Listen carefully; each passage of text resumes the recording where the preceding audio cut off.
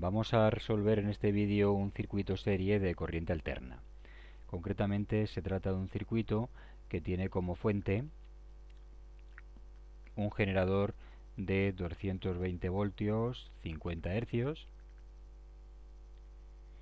y como cargas tiene una resistencia de 40 ohmios, una bobina de 4 henrios y un condensador de 5 microfaradios.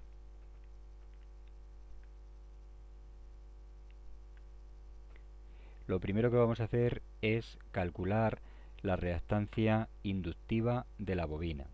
La reactancia inductiva de la bobina es igual, como ya sabemos, a omega L, siendo omega el valor de la pulsación, es decir, 2 pi por la frecuencia, que es 50 hercios. A continuación multiplicamos por L, que es el coeficiente de autoinducción de la bobina, expresado en henrios, que en este caso son 4 henrios. Esto nos da un valor de reactancia inductiva de 1256,6 ohmios. Este valor de reactancia inductiva es el valor en módulo. Si lo expresamos vectorialmente, al tratarse de una reactancia inductiva, es decir, de la reactancia de una bobina, será con ángulo 90 grados, 1256,6 con ángulo 90, que si lo escribimos en forma rectangular sería 1256,6 J. Ahora calculamos el valor de la reactancia capacitiva, la reactancia del condensador. La reactancia del condensador en módulo ya sabemos que es 1 partido por omega C. Omega el valor de la pulsación y C la capacidad del condensador. Sería entonces 1 partido 2 pi por la frecuencia 50 hercios y la capacidad del condensador 5 microfaradios, es decir, 5 por 10 a la menos 6 faradios.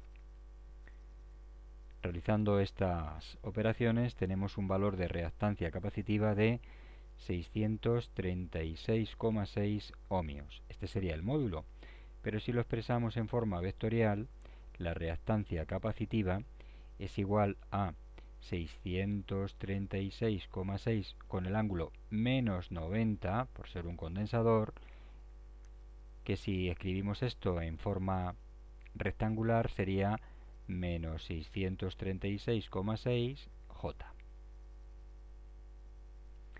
Ahora ya podemos escribir el valor de la impedancia. La impedancia sabemos que es resistencia más reactancia, J, por lo tanto resistencia 40 ohmios. Y en cuanto a la reactancia, tenemos dos reactancias, la inductiva, 1256,6 J, y la capacitiva, menos 636,6 J.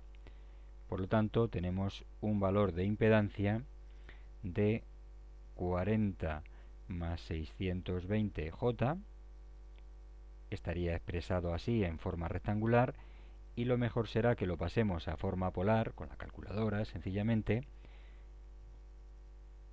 para tener módulo y ángulo y poderlo aplicar a la ley de Ohm para corriente alterna. Este valor de impedancia en forma polar es 621 con ángulo 86,3. La unidad son los ohmios al tratarse de una impedancia. Aplicamos ahora la ley de Ohm para corriente alterna, donde ya sabemos que impedancia es igual a la tensión entre la intensidad, todas estas magnitudes con módulo y ángulo.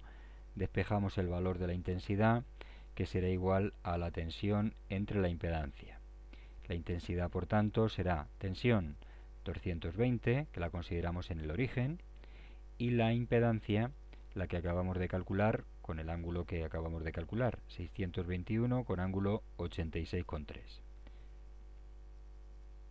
Este cociente se realiza dividiendo los módulos. 220 entre 621 nos da 0,35 y haciendo la diferencia de los ángulos, 0 menos 86,3, pues menos 86,3. Estos son amperios por tratarse de una intensidad. Se trata, por tanto, de una intensidad que está retrasada con relación a la tensión. Si la representáramos, la tensión estaría aquí con ángulo 0 y la intensidad estaría retrasada 86 grados, es decir, estaría aproximadamente por aquí, con un ángulo de 86 grados negativos, es decir, en retraso, es decir, hacia abajo por debajo del eje horizontal.